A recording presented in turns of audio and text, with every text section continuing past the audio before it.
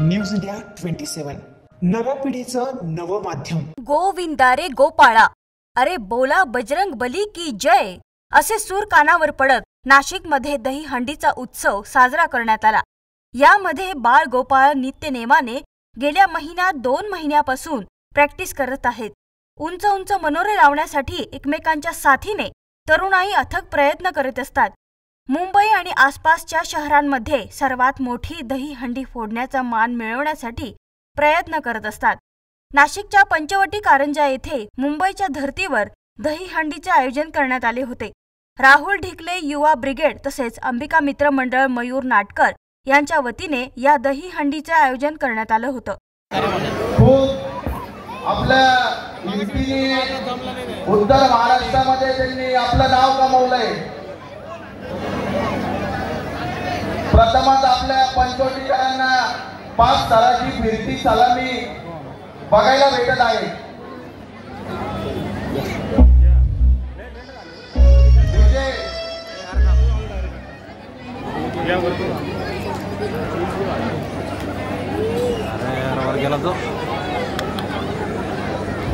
प्रवीणजी भाटे यांचं या ठिकाणी आगमन झालंय।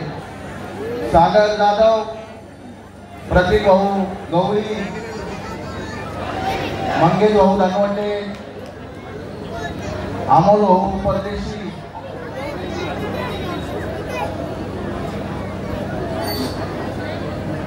पाच स्तरांची फिरती सलामी गोविंदा पथक देत आहे। जय श्रीराम, टाळ्या वाजून त्यांना प्रोत्साहन द्यायचंय। जय श्रीराम।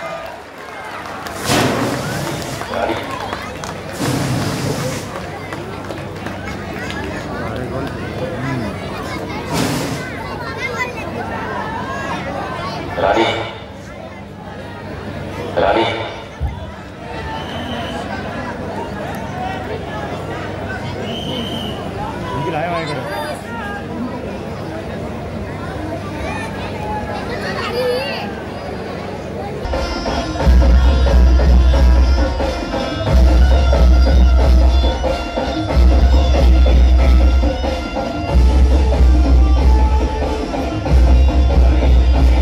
प्रारंभी विधिवत दहीहंडीची पूजा करून दहीहंडी कार्यक्रमास सुरुवात करण्यात आली।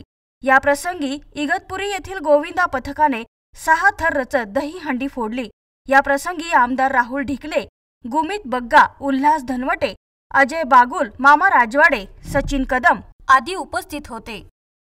आपल्या पंचवटी परिसरात आमचे लहान बंधू मयूर भाऊ नाटकर, विशाल नाटकर, जगदंबा मित्र मंडळ यांच्यातर्फे दरवर्षी आयोजित करण्यात आलेल्या आजच्या या दहीहंडीला उपस्थित असलेल्या सर्व मान्यवरांचं आणि आपल्या सर्वांचं, त्यातल्या त्यात पितोली इगतपुरीवरून आलेल्या गोविंदा पथकांचं स्वागत करतो।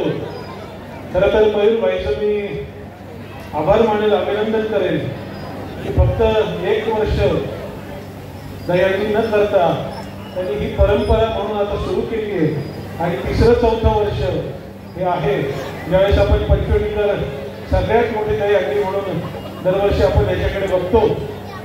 मी सर्वांना शुभेच्छा देईल।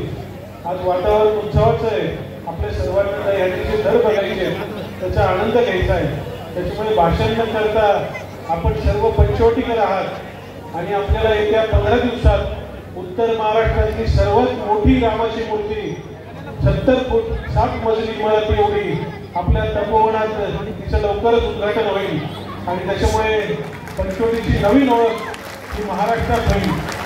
त्याच्यामुळे आपल्या सर्वांना परत एकदा आभार मानतो आपण इथे आलात आणि आपल्या प्रमुख श्रीरामाचं आपले जे दैवत आहे त्याचा एकदा जय जयकार करू। आपण पुढचा कार्यक्रम सुरू करू। सियावर